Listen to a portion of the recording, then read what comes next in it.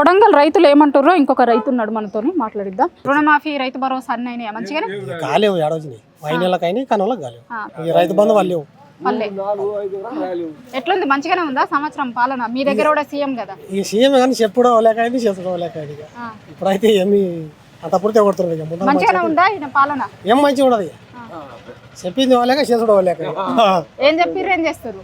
ఇక అన్ని హామీలు చెప్పిరి, అడవిళ్ళకి పింఛన్ చెప్పిరి, రైతు బంధు ఇక అన్నీ బంద్ అయినాయి. ఇప్పుడు వస్తలేవు, చెప్పినట్లు అయితే లేవు అన్నట్లు. చేస్తాడా చేయడం తెలియదు. అప్పుడు చెప్పినట్లు ఇప్పుడు లేదు. పబ్లిక్ అంతా బాధపడుతుంది. మేడం మాది మాకు రైతు బంధు పడలేదు, మాకు కళ్యాణ లక్ష్మి లేదు, మాది చాలా మాత భూములు తీసుకుంటున్నారు. లగచర్ల ఢిల్లీకి పోయి వచ్చినా కూడా భూములు కొనుక్కుంటున్నారు. మాకు చాలా ఇబ్బంది పెడుతున్నారు, మాకు తిప్పలు పెడుతున్నారు. ఇది అది అని కాంగ్రెస్ లీడర్లు కూడా తిప్పలు పెడుతున్నారు. మాకు కేసీఆర్ ఉంటేనే బాగుంటాయి. ఇతను వచ్చినప్పుడు తిప్పలే చాలా అయింది. ఇక 16 నెలల్లో 15 నెలలు అయింది, తిప్పలైతే తిప్పలైంది. అతను ఉన్నప్పుడు ఇంకా నయం ఉండ్రి, చాలా దోసుకు తింటున్నాడు. ఇంకా మేము జర అప్పులకెళ్ళి బయటికి వెళ్ళి ఇంకా మళ్ళీ అప్పులో పడ్డాము.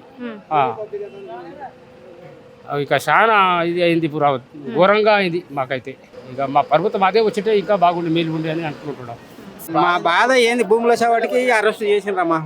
2 నెలలు ఉన్నాం అందులో. 2 నెలలు ఉన్నాక ఇక తర్వాత ఇక బెల్ల మీద వచ్చినాం. భూములు ఇయ్యండి అని పెట్టిండ్రు. ఇంతవరకు కూడా ఇయ్యమని మేము అనుకున్నాం. ఇయ్యండి అంటే పెట్టిండ్రు.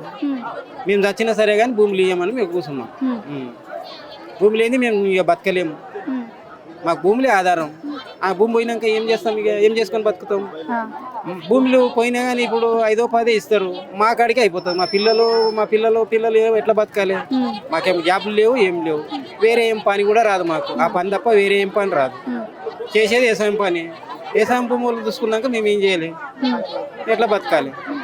ఇయ్యమంటానంటే ఇక ఏదో అడ్డమైన కేసులు పెట్టి ఇక అరెస్ట్ చేసి రంగారెడ్డి జిల్లా 2 నెలలు ఉన్నాం. 2 నెలల పైన ఉన్నాం. ఇంకా బెల్లు కూడా రానికి కూడా ఈ పొద్దు వస్తుంది, రేపు వస్తుంది, ఎల్లుండి వస్తుంది. ఇట్లే దినాలు గడుపుకుంటా 2 నెలలు ఫిక్స్ అయినాక ఒకరోజు ఇక తిరగంగా బెల్లు మీద వచ్చినాం. ఇప్పుడు ఇక వారం తాండూరుకి వేసుకోవాలి, తాండూరు సైన్ చేసి అనుకోవాలి.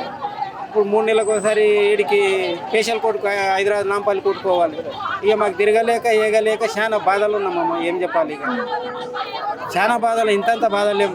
ఇప్పుడు 2-3 రోజుల కిందట కూడా మళ్ళీ సర్వేకి వచ్చినట్టున్నారు కదా? ఒకసారి సర్వేకి వచ్చిండ్రు, గౌటాన్ భూములు చేసుకున్నారు. పట్టా భూములలో మేము ఇయ్యలేము, అది కూడా ఇయ్యమంటే టార్చర్ పెడుతున్నారు. మేము ఇయ్యమని చెప్తున్నాం. ఏం చేసైనా తీసుకుంటామంటారు కదా? ఏం చేసైనా తీసుకున్నామని మనం చంపినాక మీరు తీసుకోండి అని చెప్తున్నాం. అంతే, లాస్ట్ మాట ఒకటే. మా పానం తీసినాక మీరు మా భూమి తీసుకోండి అని చెప్తున్నాం. ఇక అంతకు మీరు మేము ఇయ్యమని చెప్తున్నాం. ఇక దానికి ఏం కట్టుబడతారో ఏం చేస్తారో ఇయ్యమని చెప్తున్నాం. నా పేరు శ్రీకాంత్. ఇట్లా మంది మోసం చేసి భూములన్నీ గుంజుకున్నాడు. ఇక రైతు బంధు పైసలు లేవు. ఈ వికలాంగ దాంట్లో పైసలు 6,000 అన్నాడు, 6,000 లేవు. ఇక కంప్లైంట్ పైసలు అన్నాడు, 2 లక్షలకు మాపి అన్నాడు, 2 లక్షలు మాపి లేవు. ఇక ఏమి ఇట్లా వేసుకున్నాడే మనుషులనే ఫార్మింగ్ కంపెనీ ఇస్తా అని చెప్పినట. మాకు ఫార్మింగ్ కంపెనీ వద్దు, ఏదో ఒక ఫారెస్ట్ లాగా వేస్తే బాగా మంచిగా ఉంటుండే, కాలేజ్ హాస్టల్ ఉంటే బాగా. కానీ మా ఫార్మింగ్ కంపెనీ అయితే వద్దు మాకు. మీ భూమి కూడా పోతుందా? ఏం చెప్తారు మరి, ఏమంటే ఏం చెప్తారు? ఇక మనుషులు ఇట్లా కూడా అనిపించి ఇట్లా తీసుకుంటుంది మనుషులని. మీ ఎమ్మెల్యే కదా సీఎం రేవంత్ రెడ్డి సారు? మీ ఎమ్మెల్యేనే కదా, మరి మీ ఎమ్మెల్యేని కలిసిర్రు ఎప్పుడన్నా పోయి ఇయ్యం భూములు అది ఇదని? కలవలేరు, వేరే వాళ్ళు కలిసిరు కానీ మేము కలవలేదు. ఎందుకు వస్తలేడా మీ ఊరికి? మీ వాళ్ళు ఓటేసిరు కదా, మీ ఊరు మేడం గులాటి వస్తలేడు.